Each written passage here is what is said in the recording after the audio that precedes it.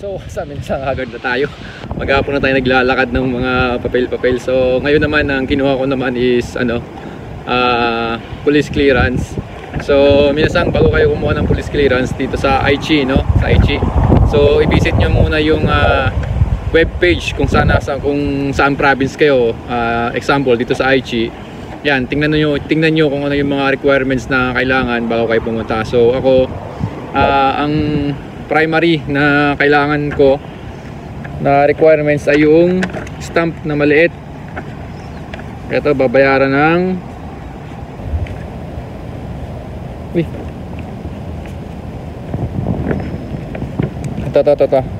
ito, yan.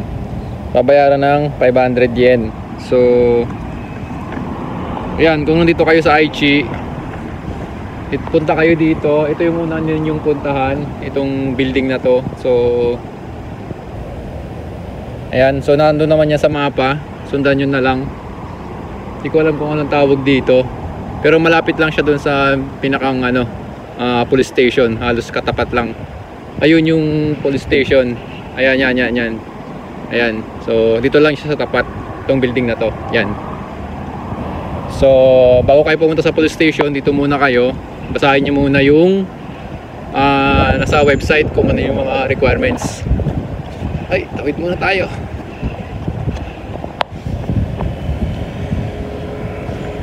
Ayan, so ang requirements dito sa Aichi, yung passport, yung stamp, tapos yung contract, yung proof ng contract na kukuha kayo, tapos residence card. Ayan, o kaya my number, driver's license kung meron kayo. So yun lang, and then proceed na kayo dito sa police station. Ayan, ito yung police station. Ayan, dito kayo pupunta. Hindi ko alam kung pwedeng mag video dito.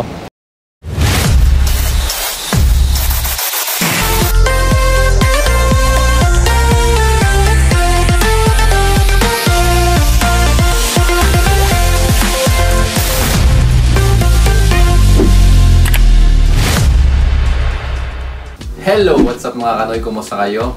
I'm back! Medyo matagal-tagal akong di nakapag-vlog, So, minabasa nga pala akong isang comment.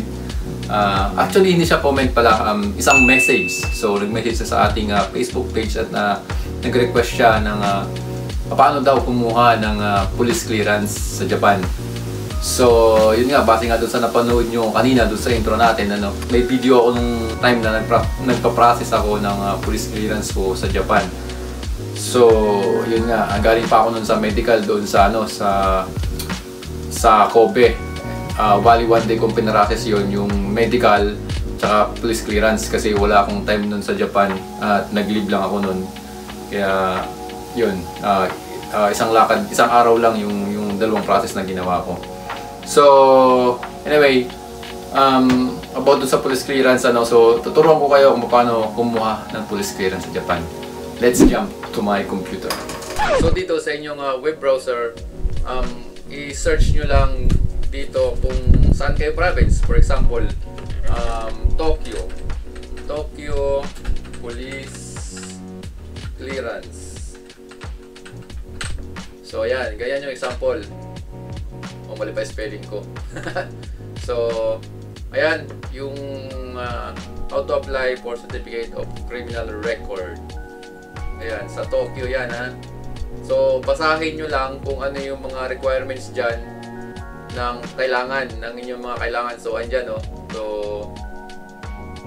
ayan, so basahin nyo lang yan, ha. And then, for example naman, sa Osaka.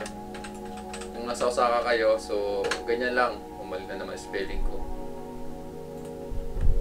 Osaka, ayan. So ayan yung sa Osaka. Andyan yung mga documents, necessary documents for application. So ayan, basahin nyo lang yan, ha. Basta kung saang province kayo, ganito lang yung gawin yung kung kunwari Gifu, Gifu, ayan. So ganyan lang.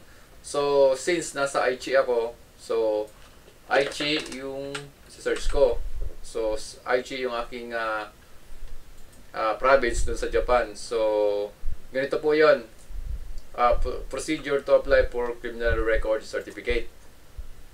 Ayan. So dito po, ayan. So, kung hindi nyo mabasa siya ng naka-kanji or naka-Japanese language, pwede nyo naman po siyang i-translate sa English. Ano po? Kasi yung ating mga web browser ay meron namang English translator. So, ang oras po nila, so available sila ng 9 a.m. to 4:30 p.m. Okay? So, ito yung mga requirements na kailangan nyo dalhin. So, base nga doon sa video kanina, doon sa intro, na nabanggit ko doon yung mga requirements na dadalhin. So, ito yung kinuha ko doon sa building na, unang building na pinuntahan ko. Ito yung revenue stamp. Ayan. So, nagkakalaga siya ng 500 yen. So, yan lang yung babayaran nyo. Bukod doon, wala na kayong ibang babayaran. So, yun lang, 500 yen lang. Yan lang yung kailangan para ma-process yung police clearance. So, yan yung unang requirements, okay? So, basahin nyo po ito ng mabuti, ha? And then, yung official documents which is indicates that you are required to submit criminal certificate. So, yan po yung nagpapatunay na kayo ay na gagamitin nyo sa pag-apply nyo sa ibang bansa. Ang ipinakita ko po diyang documents ay yung form ng aking work permit application sa Canada. So, yun po ay manggagaling sa inyong employer sa Canada or sa agency kung kayo ay may agency. So, IMM 1295. So, ganito po ang itsura nyon. IMM 1295 form. So, ayan.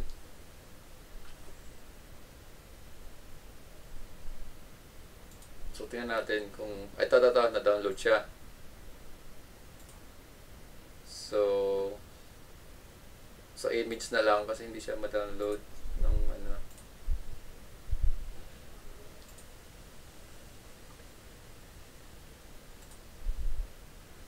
So, ganito po yung form na makikita nyo. Application for work permit. Tapos, ito yung tinitingnan nila. Yung logo ng Canada. Tsaka ito. Ayan. Tapos, yung inyong name. Basta yung inyong mga name. Ayan. So, yan. Meron naman yung meron yung make sure na nandyan yung mga pangalan nyo, information nyo naka-indicate dyan bago nyo ipasa sa police station doon sa Japan. So, yun po yung application for work permit or IMM 1295 form. Okay?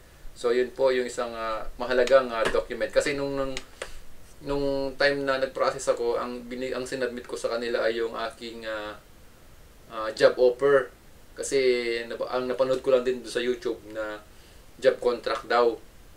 So, nung lumapit ako at binigay ko dun sa police officer, ang ipinakita ko sa kanila yung aking job offer. So, hindi nila tinanggap at hinahanap nga nila yung official form ng Canada, which is yung may logo ng Canada, ng flag ng Canada, at yung may ganito. Tapos application form.